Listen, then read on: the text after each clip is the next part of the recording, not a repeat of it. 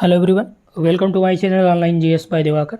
यहाँ देखिए एक नई शुरुआत की गई है और इसमें हम लोग डेली जो है 10 प्रश्नों को सॉल्व करेंगे और ये 10 प्रश्न जो यहाँ से आपको दिए जाएंगे ये आपके कंप्लीट यूनिट से होंगे, यानी कि सभी यूनिट में मिला के यहाँ पे आपको प्रश्न दिए जाएंगे। जो आपका ये टेस्ट रहेगा ये बेस्ड होगा नेट जेआरएफ और साथ ही साथ हायर एजुकेशन कमीशन से।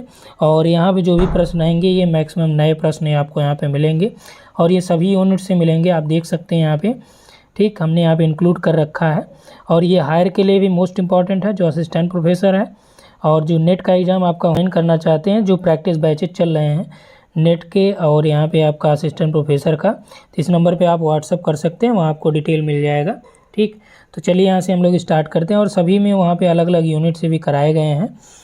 तो इसमें जो पहला प्रश्न दिया गया है, देखिए ये प्रैक्टिस सेट नंबर 1 है और इस तरह से आपको टोटल प्रैक्टिस सेट यहाँ पे मिलेंगे। और ये जो प्रैक्टिस सेट 1 है, इस प्रैक्टिस सेट 1 में हम लोग जो बात कर रहे हैं, तो यहाँ पर देखिए पहला प्रश्न जो दिया गया है, तो पहला प्रश्न दिया गया है कि निम्न में से कौन सा कथन सही है। एक नंबर दिया है कि हिंद महासागर के चुंबकीय विसंगतियों का अध्ययन वाइन और मैथ्यूज ने किया है।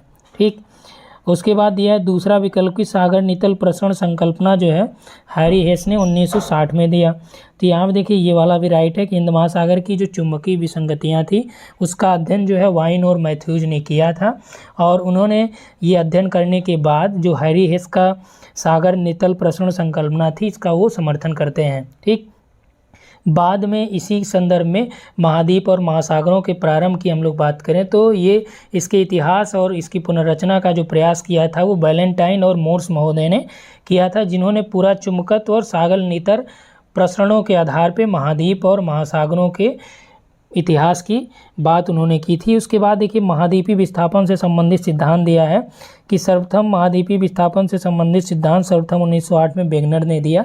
तो वेगनर ने सबसे पहले नहीं बल्कि महाद्वीपों के प्रवाह या विस्थापन संबंधी सिद्धांत जो है टेलर ने दिया था और टेलर ने 1908 में दिया था, जबकि वेगनर का जो ये आपका यहाँ पे सिद्धांत दे रहा है तो वेगनर ने इसके बाद दिया था सिद्धांत, टेलर के बाद। वेगनर का आई थिंक 1912 के आसपास इन्होंने ये दिया था। ठीक, तो यहाँ पे जो सही विकल्प है 1 और 2 यहाँ पे राइट हो जाते हैं, 3 नंबर ये आपका रॉन्ग है, तो सही उत्तर आपका यहाँ पे हो जाता है ए। ठीक, चलिए दूसरा प्रश्न देखते हैं। दूसरा में यहाँ पे दे रखा है कि वान एलन रेडिएशन बेल्ट, तो जो वान एलन रेडिएशन बेल्ट है ये कहाँ पे पाई जाती है, क्षोभ मंडल में, समताप मंडल में, आयन मंडल में, मध्य मंडल में। ठीक, तो राइट आंसर इसमें क्या हो जाएगा कि वान एलन जो रेडिएशन बेल्ट है ये आपका कहाँ पे पाई जाती है, तो ये आयन मंडल में पाई जाती है। ठीक, उसी में जो अरोरा बोरेलिस और अरोरा ऑस्ट्रालिस वगैरह, ठीक, ये सारी घटनाएं कहाँ पे होती हैं, ये आपका आयन मंडल में ही होती हैं।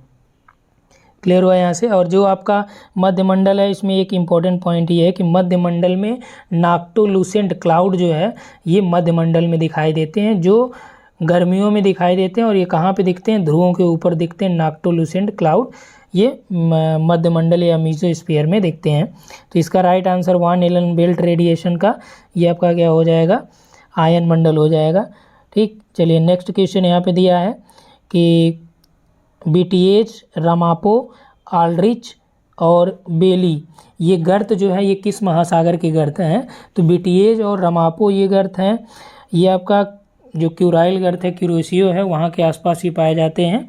आल्ड्रिच है, वेली गर्त है, कि किस महासागर में है, प्रशांत है, अटलांटिक है, हिंद है, आर्कटिक है, तो किस में है, ये पैसिफिक ओशन में हो जाते हैं। ठीक, उसके बाद देखिए नेक्स्ट क्वेश्चन जो दे रखा है इसमें पूछ रहा है कि प्राथमिक वायु प्रदूषक कौन सा है, कौन सा प्राथमिक वायु प्रदूषक है, तो इसमें देखिए SO2 है, CFC है और उसके बाद आपका दिया है कि CO2 है यानी कार्बन डाइऑक्साइड है, प्रकाश रासायनिक धूम है।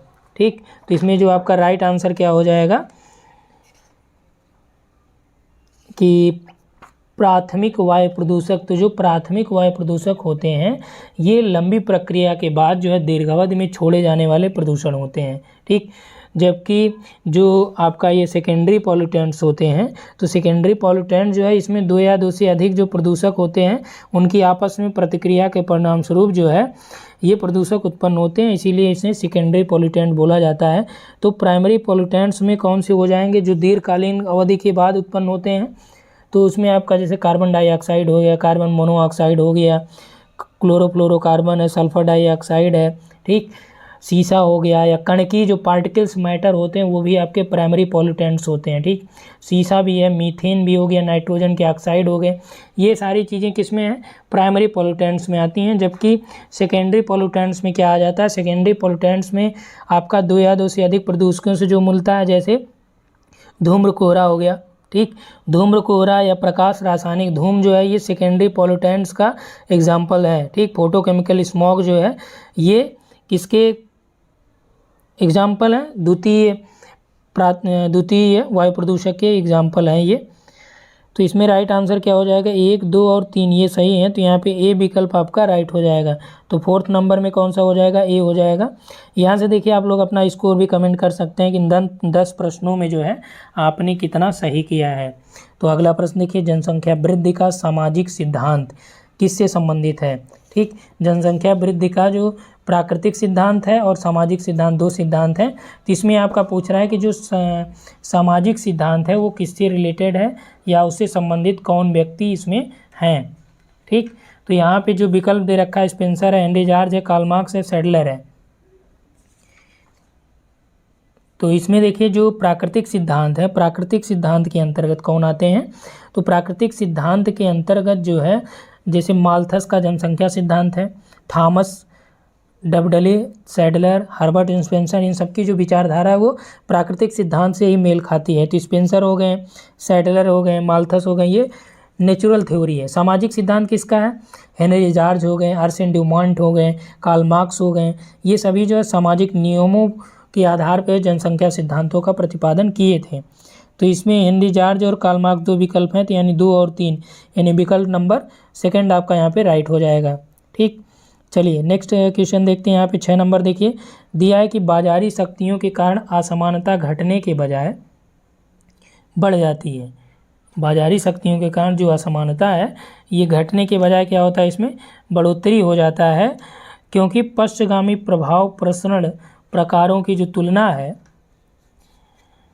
प्रकारों की तुलना में अधिक शक्तिशाली, यानी कि बाजारी शक्तियों के कारण असमानता घटने के बजाय बढ़ती है। क्यों, क्योंकि पश्चगामी प्रभाव प्रसरण प्रकारों की तुलना में अधिक शक्तिशाली होते हैं।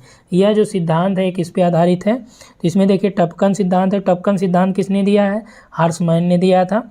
तो ये आपका टपकन सिद्धांत नहीं, टपकन सिद्धांत में ये माना जाता है व्यापार एवं धनी लोगों के ऊपर से यदि जो कर्ज है वो घटा दिया जाए तो कुछ समय के लिए व्यापार में जो निवेश है वो बहुत तेज़ी से बढ़ जाएगा और समाज को जो है दीर्घावधि के लिए लाभ प्राप्त होगा। संचयी परिणामी सिद्धांत ये इसे राइट है। तो संचयी परिणामी सिद्धांत गुन्नार मेडाल ने दिया है, ठीक। केंद्रीय परिसर मॉडल ये फ्रीडमैन का है, कोर पेरीफेरी मॉडल। तो इसमें संचयी परिणामी सिद्धांत राइट हो जाएगा। अगला प्रश्न देखिए यहाँ पे, सांस्कृतिक पारिस्थितिकी शब्द किसने दिया है, कांडोन, मैकाइवर, जूलियन स्टीवर्ट, इनमें से कोई नहीं। तो कल्चरल इकोलॉजी जो वर्ड दिया है ये जूलियन स्टीवर्ट ने दिया है। अगला प्रश्न है कि बीवर की संयोजन विधि को जापान के लिए किसने संशोधित किया। जो फसल संयोजन विधि है बीवर की, तो जापान में औद्योगिक क्षेत्रों के लिए, उसमें औद्योगिक संरचना उपयोग के लिए किसने संशोधित किया, देखिए थॉमस ने भी किया, स्कॉट ने, जॉनसन ने, ये सभी इनमें संशोधन किए, लेकिन जापान के संदर्भ में किकुकाजी डोई ने किया था। इसमें राइट आंसर डी हो जाएगा। अगला देखिए, ग्रामों और नगरों में जीवन, ये लिखा है, लिखा यानी कि ये किताब है, ठीक। ग्रामों और नगरों में जीवन ये किताब है, जिसको किसने लिखा है ये यहाँ से पूछा जा रहा है। तो विकल्प में आपका है इब्न बतूता, इब्न खालदून और इदरसी हैं, इनमें से कोई नहीं। तो देखिए इसमें राइट आंसर जो हो जाएगा ग्रामों और नगरों में जीवन, ये लिखा है इब्न खालदून ने। इब्न खालदून की जो मुकद्दिमा किताब है, रचना है, वो 6 खंडों में है। 6 खंडों में से एक आपका खंड जो है ग्रामों और नगरों में जीवन भी है, ठीक। उसमें से एक आपका सभ्यता, भूगोल और मानव विज्ञान है। तो 6 खंड उनके हैं। तो यहाँ पे राइट आंसर आपका बी हो जाएगा। अगला प्रश्न देखिए 10 नंबर दिया है, ये आपका रिमोट सेंसिंग से रिलेटेड है। किससे है ये आपका रिमोट सेंसिंग से है। तो यहाँ पे देखिए जो प्रश्न दे रखा है कि किसी संसूचक द्वारा एक निश्चित अंतराल पे, किसके द्वारा, किसी संसूचक के द्वारा, यानी जो संवेदक है उनके द्वारा, सेंसर के द्वारा एक निश्चित अंतराल पर धरातली या स्पेक्ट्रल आंकड़ों को प्राप्त करना क्या कहा जाएगा? स्पेक्ट्रल, रेडियोमेट्रिक, स्थानिक या टेम्पोरल। तो उसे क्या बोलते हैं? उसे बोलते हैं टेम्पोरल विभेदन या टेम्पोरल रिजोल्यूशन बोलते हैं। रिजोल्यूशन 4 टाइप के हैं, ये बताया गया आप लोगों को। ठीक, जीआईएस का वीडियो जो है प्लेलिस्ट में अवेलेबल है, आप वहाँ से जाके जीआईएस और कार्टोग्राफी देख लीजिएगा, जो हायर के लिए काफ़ी इंपॉर्टेंट होगा और यूजीसी नेट के लिए तो है ही। ठीक, तो इसमें जो टेम्पोरल रिजोल्यूशन इसके अंतर्गत हो जाएगा। इसमें चूंकि होता ये है कि इसमें एक ही जो बिंब क्षेत्र है, ठीक, उसको उपग्रह के द्वारा अलग अलग समय में बार बार देखकर वहाँ से डेटा कलेक्ट किया जाता है, तो इसी को बोलते हैं टेम्पोरल रिजोल्यूशन। तो इस वीडियो में इतना ही। तो टोटल हम लोगों ने 10 प्रश्नों को यहाँ पे देख लिया। तो इन 10 प्रश्नों में आपके कितने सही आंसर हो रहे हैं वो आप यहाँ पे कमेंट में बता सकते हैं। इससे एक अनुमान लगाया जा सकता है कि किस तरह की तैयारी आपकी चल रही है। ठीक, यदि इन 10 प्रश्नों में आपके 8 सही हो जा रहे हैं तो आपकी तैयारी बहुत ही बेटर है। ठीक, यदि 5 से 6 है तो आपका ये जो है एवरेज है, क्योंकि यहाँ से 5 से 6 प्रश्न आराम से एवरेज में कर लेंगे, और इससे कम है तो यानी तैयारी बहुत कम है। तो फिलहाल यहाँ पे और आपको फोकस बनानी पड़ेगी, क्योंकि यहाँ पे जितने प्रश्न आपको कराए गए सब जो है अलग अलग यूनिट्स थे। ठीक, तो इस वीडियो में इतना ही। Thanks for watching.